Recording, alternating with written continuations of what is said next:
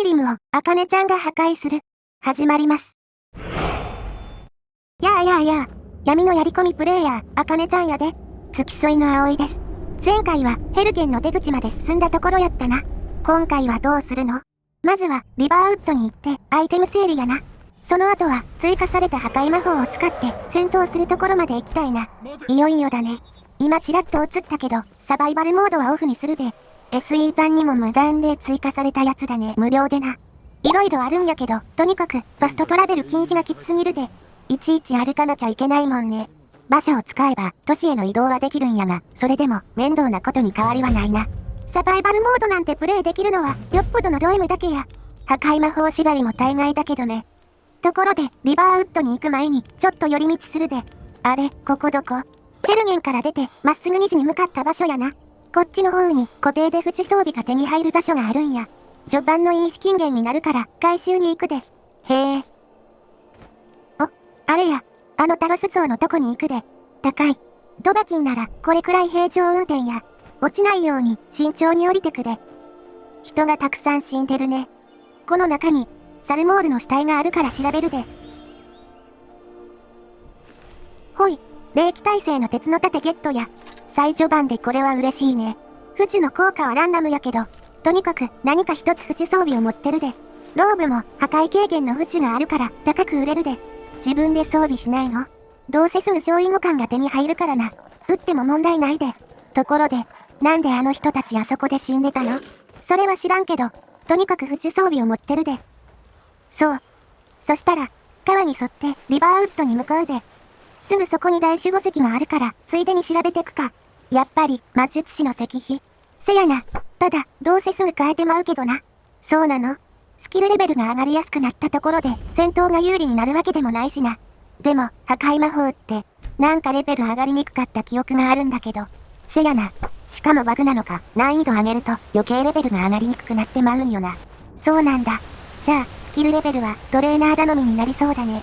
それはどうかな？ほい、リバーウッドに到着や。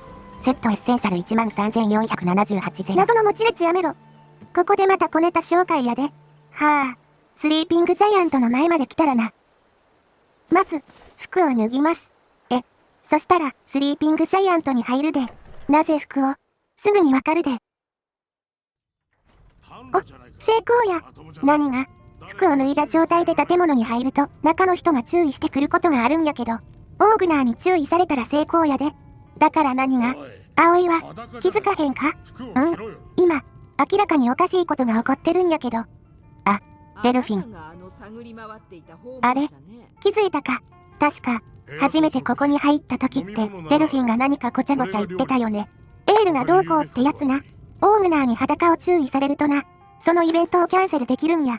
それで、そうすると、デルフィンがその場から動かなくなるで。これが、うちが編み出した秘技。デルフィン風刺や。どうや葵、驚いたか？アホくさ。お姉ちゃんが見せたい小ネタってこんなのばっかなの？いや、そんなことないで。ちゃんと役に立つのもあるで。本当や。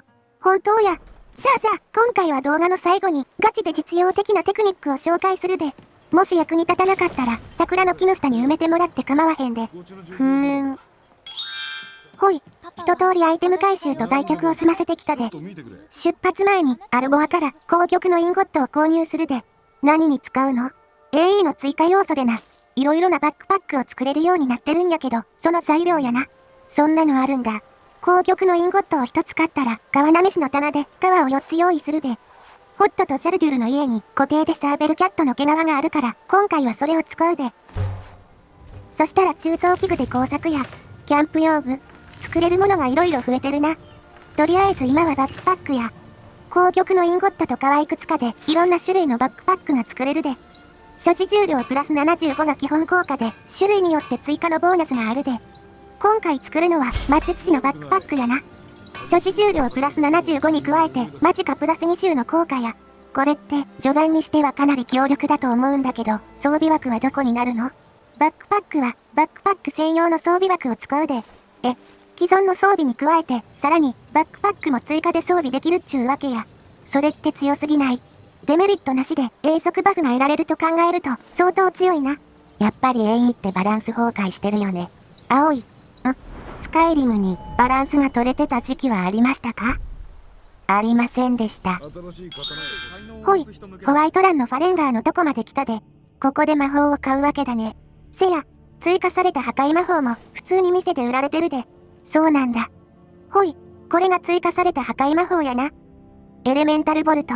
属性の爆発により20ポイントの炎ダメージと20ポイントの雷撃ダメージを体力に、その半分をスタミナに与える。あ、この説明はデタラメやから気にせんでええで。他にも追加された魔法があるはずなんやけど。これやな。窒息の手と考察。これはちゃんと説明通りの効果やで。あ、そう。体力吸収効果の魔法やな。正直これは使い道がよくわからんで。で、今回買うのはエレメンタルフレアや。エレメンタルフレア。エレメンタルホニャララっちゅう魔法が素人レベルから熟練者まで計4つ追加されてるんやけど、その中で一番弱い素人レベルの魔法やな。どういう効果なの？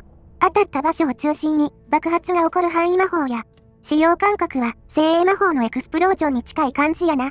ダメージは結構複雑でな。まずは実際に使うところを見てもらった方がええかな。それもそうだね。というわけで死者のままで来たで。スケルトンが3体いるところだね。ついでにアンドルスから依頼を受けておくで。この間に現在のマジカについて説明しておくか。今の最大マジカってどれくらいだっけ？ 200 やな。200。レベル1とは思えん値やな。初期マジカが150。素人のフードでプラス30。魔術師のバックパックでプラス20。で、合計で200や。エレメンタルフレアの消費っていくつだっけ？ 38 やから5回までは連続で打てるな。それでも5回だけなんだ。ほんま、破壊魔法はコスパ悪すぎやで。ついでにアーケイの祝福を受けておくか。効果なんだっけ？ HP プラス25やな。序盤は普通にありがたいで。ほんじゃ、いよいよ戦闘開始や。おう。痛いっしゅ。ほい、まずは1体や。結構攻撃痛いね。レジェンダリーやとスケルトンでもバカにできんのよな。1体あたり2発で倒せるみたいだね。よし、あと1体や。あ、マジ限れや。5発分しかなかったもんね。よし、溜まったで、これでとどめや。ほい、これで勝利やな。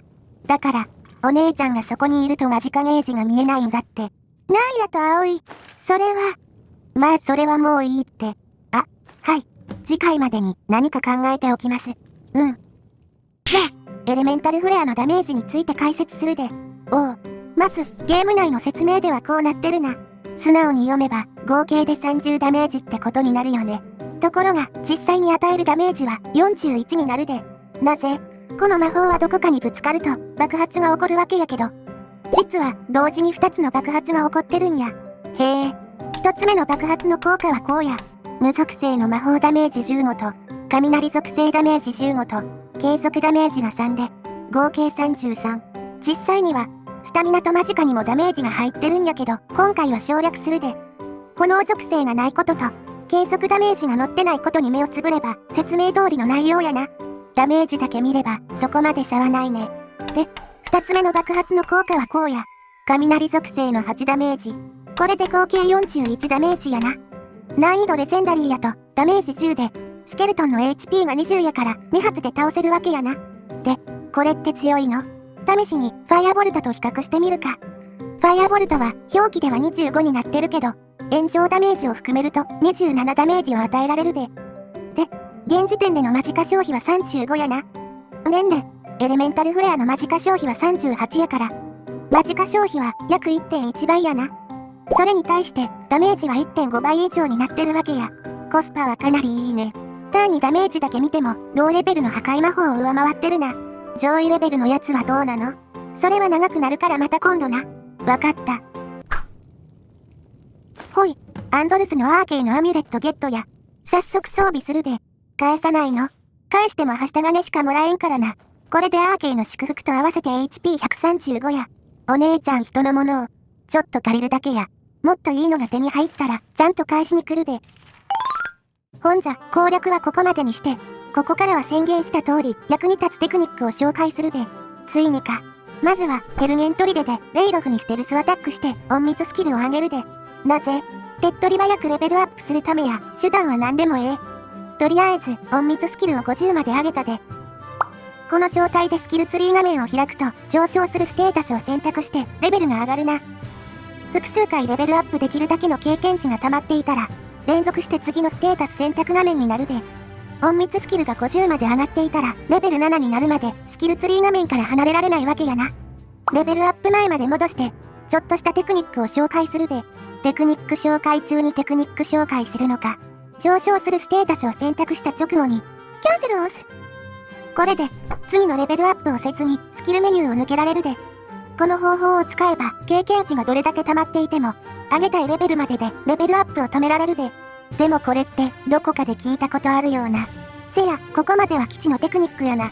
ここからが本番や。ほう。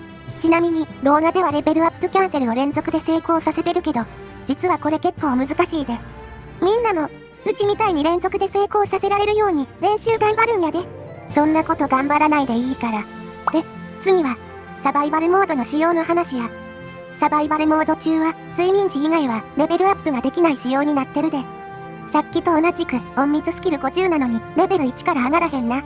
スカイリムでは、レベルアップすると、マジか、体力、スタミナが全回復するんやけど、その仕様を利用して、戦闘中にレベルアップして、ステータスを回復するっちゅうテクニックを封じるための処置やと思うで。で、さっき紹介したレベルアップキャンセルと、このサバイバルモードの仕様を組み合わせると、面白いことができるんや。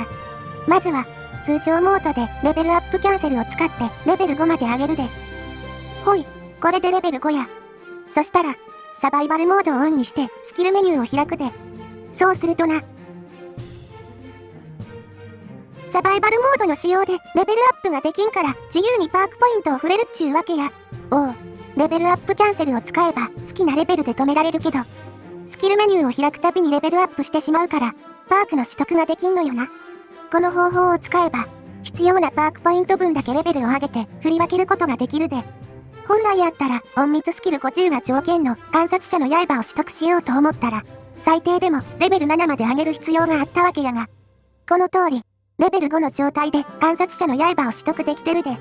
スカイリムではプレイヤーのレベルに合わせて敵も強くなるから、レベルを上げずにパークポイントを触れるのは実際有用やで。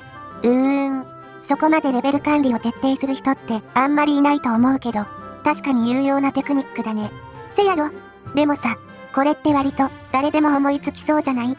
どうなんやろな。少なくともうちが探した範囲ではこのテクニックを解説してるところはなかったで。そうなんだ。こんな感じでうちの動画以外では見られない情報をこれからも出していくつもりなので、まだの人はフォローよろしく頼むで。YouTube の方はチャンネル登録お願いします。せっかくやし、オーグナーで暗殺者の刃を試してみるか。なんでオーグナー？いや、デルフィン不死属性持ちやし、セットエッセンシャル13478だから謎の文字列やめろ。うせやろ、雑魚。15倍アタックで一般人すら倒せんのか。これが難易度レジェンダリー。それじゃ、今回はここまでにしておくか。次回はどうするの？ AE で追加されたクエストを攻略するで、何かいいものでも手に入るの？金や。コメント返信のコーナーやで。前回の動画ではたくさんのコメントありがとうございます。ここの投稿者は今までコメント返信とかしてこなかったんやけどな。このシリーズではニコニコのコメ限定で返信していくで。ニコニコだけって不公平じゃない？いや、今まで YouTube だけコメント返信してたからな。むしろ今までが不公平やったんや。それはそう。それじゃ始めるで。破壊魔法を擁護する声が結構あったね。これは意外やな。武器攻撃は鍛えまくると2000ダメージとか出せるのに比べると破壊魔法弱いと思うんやけど、比較対象がおかしいんじゃない？嫌です。なんで？ファストトラベル禁止がきつすぎる。ほら、あれは意外と盲点なんよ。テカセを切るモーションが終わるまでは視点切り替えはできないだろうと思い込んでしまうんや。すごいね。1000時間プレイしたって人がいるよ。うちの半分くらいやな。ちゃんと検証したわけやないけど、両手で使った方が明らかにダメージは増えるで。うちの姉が失礼しました。でも、面白いからいいね2回押してくれたって人もおるで。2回押したら解除されちゃうんだよ。やった。おい、このコメントしたやつ。今すぐいいね10回押してこい。だから偶数回はダメなんだって。縛りを緩めてもいいんじゃないかって意見もあるね。この縛りはニコニコにかつて投稿されたなんとかして破壊魔法を活躍させたいというシリーズを意識してるで。当時と今でどれくらい違うのか比較対象になれるようあえて縛りを揃えてるんや。だから縛りは変えられんで。これだけコメント多くて草。大人気やな。いや、どう見ても迷惑がられてるでしょ。でもコンシューマ版の人は喜んでるみたいやけど、スカイリムは PC 版のものだ。まあ少なくとも AE 版が発売されなければ、こうして動画を作ることはなかったのは確かやな。葵も打つと実況できて楽しいやろ？いや全然。返信は以上やで。コメントくれたニコニコのみんな、ありがとうな。YouTube でコメントくれた方もありがとうございます。全部に返信できんくてすまんな。でもちゃんと読んでるで。YouTube では全部のコメントに返信してるよね。これは不公平なのでは？だって、YouTube のコメント1件だけやったし。あ、ほんじゃ、今回の動画はここまでや。ご視聴ありがとうございました。まだの人はいいねを押すんやぞ。YouTube の方は高評価お願いします。ではまた次回。